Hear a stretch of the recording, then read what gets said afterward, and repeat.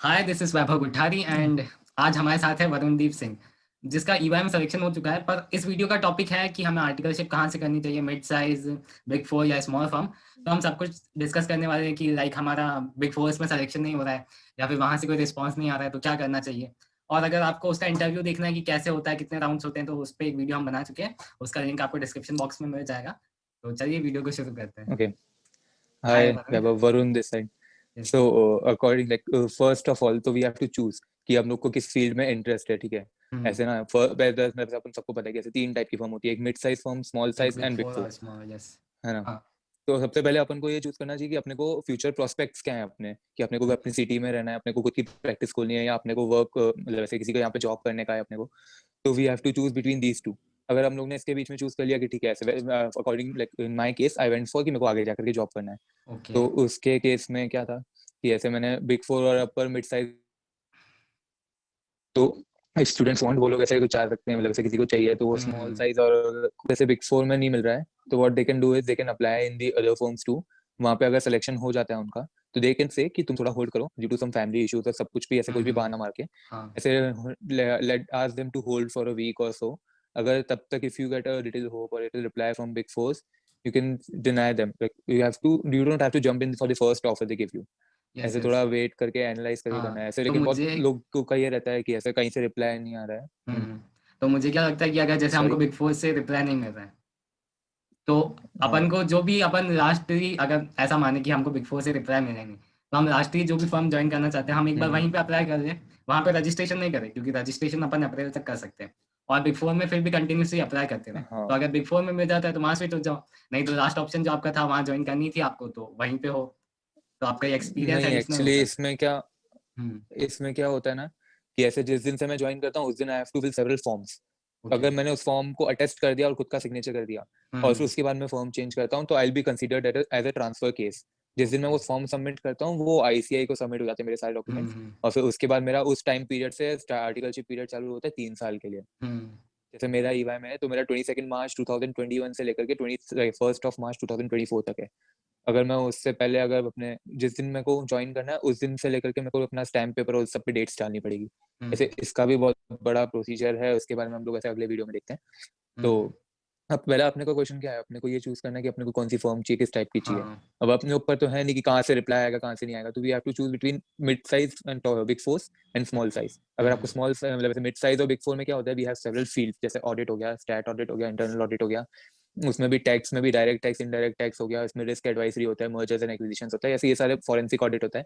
ये सारे अलग हम्म। अलग डाइवर्सिफाइड फील्ड्स हैं, बैंक ऑडिट, इन सब पे अंदर भी अपन स्पेसिफिकली जा सकते हैं कि अपन को इसमें स्पेशलाइजेशन चाहिए तो हाँ। और कुछ कुछ कुछ बच्चे फर्म्स होती है ऐसा जो ऑडिट मानते एज अ हैं, होल्ड। एक डाउट है कि कुछ बच्चे ऐसा सोचते हैं कि मतलब हाँ। स्पेशलाइजेशन हमने अगर किया तो हमको और कुछ आएगा ही नहीं। तो इसके लिए एक एग्जांपल था कि मेरा भी इंटरव्यू हुआ था, तो उसमें भी मैंने भी ये बोला था कि हमको हम्म। बस एक स्पेशलाइज्ड फील्ड की नॉलेज मिलेगी। तो उन सर ने मुझे बोला था कि आप हाँ। कौन कौन से गेम खेलते हो। तो मैंने कौन कौन से गेम आपको आते हैं, तो मैंने बोला था मेरे को चेस आता है, हम्म। टेबल टेनिस आता है, बैडमिंटन आता है, क्रिकेट आता है। और फिर उन्होंने मेरे हाँ। सीवी को देख के बोला कि तुमको ब्रोंज मेडल तो सिर्फ चेस में ही मिला है, तुम बाकी गेम्स अच्छा नहीं खेलते हो क्या। तो हम्म। ऐसे उन्होंने मेरे को समझाना चाहा कि स्पेशलाइजेशन ही मैटर करता है एट लास्ट, जब तुम अपनी लाइफ में भी देखते हो। हम सब गेम्स नहीं खेल सकते, एक पर्टिकुलर गेम में अगर तुम खेलोगे तो ही तुम कुछ अचीव कर पाओगे ऐसा। वही एक कोटेशन थी जो अपने ऐसे पिछले साल कंट्रोलिंग वाले चैप्टर में थी, इफ यू रिमेंबर, कि a person or a manager who tries to control everything ends up हाँ। Controlling nothing. तो हम लोग यस। चाहेंगे कि हमें टैक्स भी पूरा आ जाए, उसके अलावा ऑडिट का भी पूरा काम आ जाए, तो we end up messing up everything. और हम लोग ऐसे परफेक्शन किसी भी काम में नहीं दे पाएंगे। तो वो अपने ऊपर है कि अगर अपन चाहते हैं कि we have to go for a firm, तो हम लोग ऐसे आगे जाकर के ऐसे अपना अभी भी इसमें भी स्पेशलाइजेशन करना होगा। जैसे मान लो कि मैं टैक्स में स्पेशलाइजेशन किया और तू ऑडिट में किया, तो अपन दोनों मिलकर के भी तो एक फर्म खोल सकते हैं ताकि अपन सारी सर्विसेज रेंडर कर सकें। हाँ। It's also option out there. ऐसे जरूरत है ना कि अपन स्पेशलाइजेशन करने के बाद अपन फर्म नहीं खोल सकते हैं, तो ऐसे स्कोप खत्म कभी भी नहीं होता। आपने जो भी लर्न किया है, जिसमें भी अपने को स्पेशलाइजेशन है, वो हमेशा एड ऑन नहीं होगा वो अपनी हाँ, वैल्यू एड एडिशन के ऑन लिए। हमेशा काम तो आएगा ही आपके। हम्म। और उसके अलावा ना ऐसे लोगों को अपनी फील्ड चूज करने में पता है सबसे मेन क्या होता है ना, कि ऐसे लोग किसी भी फील्ड में घुस जाते हैं और लास्ट में वो लोग they end up like doing nothing. उनको टैक्स ना अच्छे से आता है क्योंकि वो टैक्स में घुस गए हैं, लेकिन वो उसमें काम अच्छे से नहीं कर पाते क्योंकि सबका टैक्स में इंटरेस्ट नहीं होता। उसने क्या we have to be updated every time. ऐसे जब भी कोई नया टैक्स लॉ आया, कभी भी कोई अमेंडमेंट आया, तो बार बार ऐसे पढ़ना रहता है अपने को। तो लोग ऐसे बिग फोर देख करके, अच्छी फर्म देख करके टैक्स में घुस तो जाते हैं, बट एट लास्ट उनको काम नहीं आता है। अब कुछ हम्म। कुछ लोग ऐसे स्टैट ऑडिट में भी घुस जाते हैं। जबकि ना ऐसे stat audit what they want is कि बंदा ऐसे should be a travelling kind of person, ताकि ऐसे अलग अलग क्लाइंट प्लेस पे जाना, should be a interactive person, ताकि सामने वाले से बात करना, उससे डेटा निकलवाना. That is what we read in the inquiry part and the external confirmation SA 505. तो ये सब यस चीजें they want in a auditor, that is why वो लोग हम लोग को ये सब पढ़ाते हैं. बट ना students nowadays what happens is कि they don't focus on these things, they just think कि ऐसे रट लेंगे हम लोग, एग्जाम में लिख करके आ जाएंगे और नॉट इनफ. तो अपने को जो सब्जेक्ट फेवरेट है, जो अपने को अकॉर्डिंग टू, जैसे मेरा है कि मेरे को स्टैट ऑडिट में, मेरा ऐसे ऑडिट में इंटरेस्ट है, उसके अलावा मेरा ट्रैवलिंग में तो इंटरेस्ट वरुण ने स्टैट ऑडिट में अप्लाई है. किया, तो हाँ आपने जो पढ़ा था मतलब ऑडिट में वो कुछ आपके काम से इंटीग्रेट हुआ, या फिर उन्होंने इंटरव्यू में कुछ ऐसे प्रैक्टिकल क्वेश्चंस पूछे थे जो उससे स्टडीज से रिलेट होते थे? हाँ, actually this things matters the most. पता है, ऐसे मैंने जैसे स्टैट ऑडिट चूज किया, तो इंटरव्यू ने मेरे ऐसे ऑलमोस्ट ऐसे 20 इंटरव्यूज दिए अप्रोक्स मैंने, है ना, अलग अलग फॉर्म्स में, कभी अरे छोटी फॉर्म में, कभी बड़ी फॉर्म में, है ना. हाँ हाँ तो उसमें मोस्टली मैं ऐसे ऑडिट चूज किया, मैंने ऐसे सब में ऑडिट ही चूज किया, मेरे को उसी में जाना, क्योंकि तो हम्म उसमें ना इंटरव्यू आज की ऐसे उनको ये चाहिए कि अपन कॉन्फिडेंट होने चाहिए, अपने को बोलने की स्किल्स होनी चाहिए, अपने को अंदर भी मतलब ऐसे होना चाहिए कि अपने अंदर से कॉन्फिडेंस आ रहा है. अपन सामने ऑडिट का मतलब क्या होता है, मतलब अपन को सामने वाले से जाकर के इन्फॉर्मेशन निकलवानी है, इंक्वायरी करनी है, जो अपन ने स्टैंडर्ड 505 में भी जैसे पढ़ा था, एक्सटर्नल कंफर्मेशन लेना होता है. हम्म। उसके अलावा भी बहुत सारे स्टैंडर्ड्स पढ़े थे अपन ने, रिटर्न रिप्रेजेंटेशन वगैरह, तो वो सब के लिए अपन को बोलना तो पड़ेगा ना. ऐसे ये हम्म तो ना कि ऐसे अपन, तो इसलिए अपने को जो भी इंटरव्यू होता है, तो इसमें लोग ये मिस्टेक करते थे, दे गेट नर्वस, और वो ऐसे मतलब ऐसे सामने वाले को बता देते कि वो नर्वस है, और फिर एक बार सामने वाले को पता पड़ गया कि अपन उसके सामने ही नर्वस है, जबकि वो जो अपना इंटरव्यू ले रहा है, मतलब मोस्ट प्रोबेबली ये रहता है कि अपन उसी की फॉर्म में काम करेंगे. हाँ तो अगर अपन उसी के सामने नर्वस हो रहे हैं, तो अपन क्लाइंट के सामने, तो क्लाइंट के सामने तो बिल्कुल नर्वस ही हो जाएंगे, अपने को कुछ आएगा ही नहीं समझ में कि क्या बोलना चाहता है, क्या नहीं बोलना चाहता. तो these things matter the most. उसके अलावा भी बहुत सारे फैक्टर्स हैं जो मैटर करते हैं चूजिंग दी हाँ आर्टिकलशिप. जैसे किसी ने टैक्स चूज किया, तो they will ask you about the recent amendments. तुम्हें क्या स्टेप्स लेते हो तुम टैक्स के बारे में अपडेटेड रहने के लिए, कौन से ऐप यूज करते हो. किसी ने बोला कि हम्म मेरा स्टॉक मार्केट में इंटरेस्ट है, तो दे विल आस्क यू कि निफ्टी का अभी क्या करंट प्राइस चल रहा है. उसके अलावा what are your favourite stocks, किस फील्ड में तुम ट्रेड करते हो, ऐसे फ्यूचर ऑप्शन में ट्रेड करते हो, हम्म। मार्केट डेप्थ वगैरह, क्या रेशियोज यूज करते हो तुम. तो इसलिए we have while doing the interview we have to be very cautious about what we speak and what we have written in our CV. Yes Many a times they don't read our CV at all. They'll ask us to quote our CV कि अपना CV बताओ. हम्म। Mostly the one of the favorite question. So what was the trickiest Okay. question asked to you in an interview? Okay. It was my director's round and the like ये question तो advance level का हो गया ना, ऐसे जो finals के लिए मतलब ऐसे CA बन जाते हैं, या तो फिर कोई जॉब के लिए रिक्रूट करना होता है, तब ऐसे लोग ये क्वेश्चन पूछते हैं. अभी अपन आर्टिकल है, तो अपने को तो कुछ आता नहीं है. हम्म बट इस क्वेश्चन में we have to be very cautious. हम लोग को ऐसे एनालाइज करके पेशेंट रह करके, ऐसे नहीं कैसे उसने बोल दिया why should we hire you, तो हमने अपनी एबिलिटीज वगैरह बता दी कि मैं ये, मैं वो. Hmm that conversation should not be me oriented, that should be firm oriented, क्योंकि फर्म को चाहिए कि तू अपने को अपॉइंट करे. अपन उनके पास अपने जैसे कितने सारे एप्लीकेंट्स आते हैं, बट टू चूज यू, उनको अपने अंदर कुछ ऐसा अलग सा दिखना चाहिए, ऐसे me point. Hmm So in my the hmm favorite question, the question which I thought was the most trickiest in my interview sessions were the one of the questions asked by a director, that he asked me why should we hire you. मतलब अभी तो हम्म हम लोग articles हैं, तो हमें तो कुछ आता नहीं है, we have all theoretical knowledge, we don't have any practical knowledge और एनी वर्किंग नॉलेज. तो ये क्वेश्चन ऐसे नहीं पूछना चाहिए, but many a times they ask this to make us nervous कि हम लोग अभी क्या बोलेंगे, इसके लिए तो हमें आंसर नहीं, हमें टेल मी अबाउट योरसेल्फ के लिए आंसर है, अपना CV हम्म कोड करने के लिए आंसर है, हम लोग के पास दूसरे जो हमने AS के टेक्निकल क्वेश्चन है उनके हमने जो याद कर रखे हैं वो आंसर्स हैं. बट यस अभी वो लोग अपने को क्यों हायर करे, इसका अपन क्या आंसर देंगे. तो hmm then times people get stuck in this question and वो लोग ऐसे थोड़ा नर्वस हो जाते हैं, दे कैन वैसे वो पॉइंट्स नहीं सोच पाते instantly.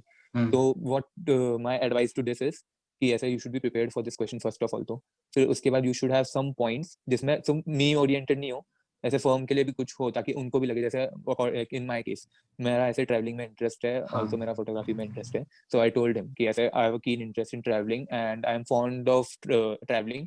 So it will be beneficial for me and you too कि अगर आप मेरे को हायर करोगे, तो मैं आप जब भी मेरे को ट्रैवल करने के लिए बोलोगे, तो I will be the first one to say yes, and I won't ever say कि I don't want to travel. उसके अलावा अभी मतलब ऐसे दोनों चीज का फायदा होना चाहिए, अपना फायदा भी और फर्म का फायदा भी, तभी वो हम्म अपने यूनिक सेलिंग प्रपोजिशन, मतलब ऐसे किसी भी प्रोडक्ट को अपन बेचते यूएसपी हैं तो उसका भी यूएसपी होता है. तो हाँ अपने को इंटरव्यू में अपने आप को बेचना है, ऐसे इंटरव्यू को, हम्म ताकि ऐसे उसके पास मतलब ऐसे वो इंटरव्यू है तो अपन को उसकी टीम में काम करना है. मतलब ऐसे मोस्ट प्रोबेबली यही होता है ना, अपना इंटरव्यू वही बंदा लेता है जिसकी टीम में अपन जाने वाले होते हैं. हाँ तो उसके लिए उनको ऐसे बंदे चाहिए कि जिनके साथ वो 12 घंटे बैठ पाए, उनसे बात कर पाए, उनके साथ बोर नहीं हो at least.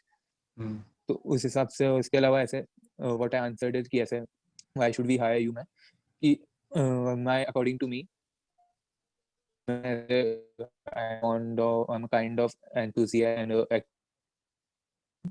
so I don't feel awkward talking to new people, like some this syndrome कि ऐसे उनको नए लोगों से बात करने में दिक्कत रहता है, उनको कंफर्टेबल नहीं होता और they get nervous while talking to other people, उनको समझ में नहीं आता क्या बोले, they don't get words.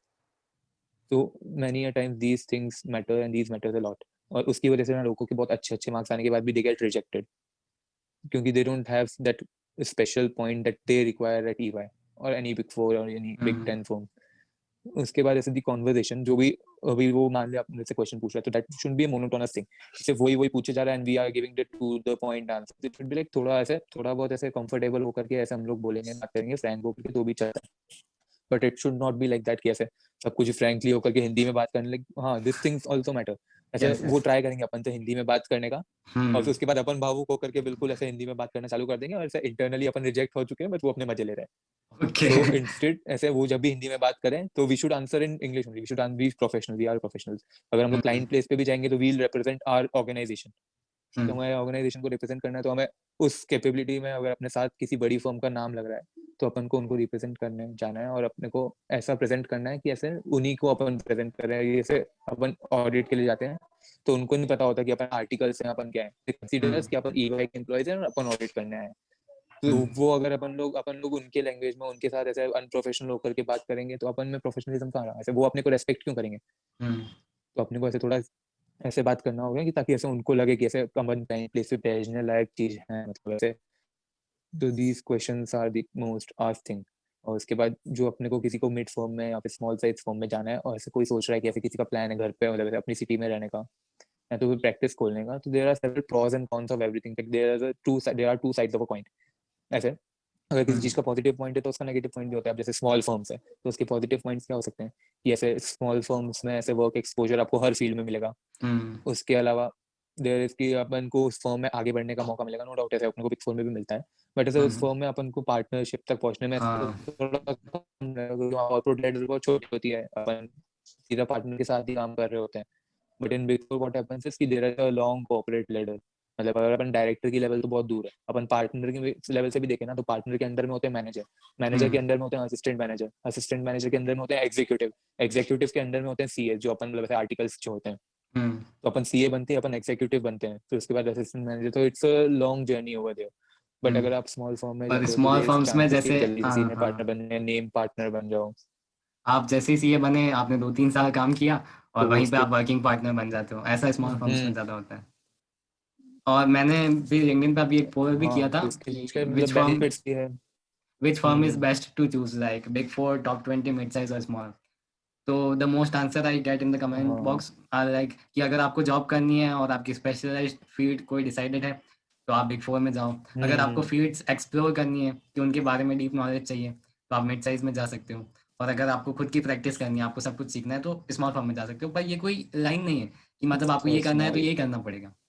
आप बिग फोर में जाके भी प्रैक्टिस कर सकते हो, दूसरे हाँ, लाइक पार्टनर्स को इट्स देख नॉट अ सकते हो, रूल ऐसे स्मॉल कह से सकते किया हैं. हो. हाँ. वही हमें क्या है कि ऐसे ये हाइप बन चुका है कि ऐसे बिग फोर में जाने के बाद स्पेशलाइजेशन ही करता है बंदा, प्रैक्टिस नहीं खोल सकता, रेस्ट्रिक्शंस आ जाते हैं, ये सब हो जाता है. तो ये हाइप को ना अभी थोड़ा से हटाना पड़ेगा. मतलब ऐसे किसी को मतलब ऐसे बहुत सारे लोग हैं जो एक्चुअली में ऐसे बिग फोर से करके प्रैक्टिस खोलते भी हैं बट लोगों को उनके बारे में नहीं पता क्योंकि लोगों ने क्या किया, सुना सुनी वाला जो होता है ना, ऐसे भेड़ चाल वाली चीज. Yes. अभी इंडिया में ये सब कुछ सबसे ज्यादा यही चल रहा है, भेड़ चाल. ऐसे तो these things and these rumors should not be noted much. उसके अलावा there should be a good resume of yours जिसके बारे में अपन एक वीडियो बना लेंगे ऐसे बाद में. उसमें अपन resume के बारे में डिस्कस कर लेंगे, what points should be included in this. और एक tell me about yourself. ये तीन चीजें जो होती है ना, these things are like अपना यूनिक सेलिंग प्रपोजिशन किसको कह सकते हो आप. अपनी एक तो सिटिंग है, उसके अलावा जो अपना बैठने का स्टाइल होता है, क्या पहनना है क्या नहीं पहनना चाहिए अपन को. तो इसके बारे में अपन अपने नेक्स्ट वीडियो में कवर करते हैं. अभी let's wind up over here. और उसके बाद जैसा भी जैसे भी it's required you should people will mention in the comment section whatever they need. So we'll make up according to that. Okay. Okay. And if any other questions arise then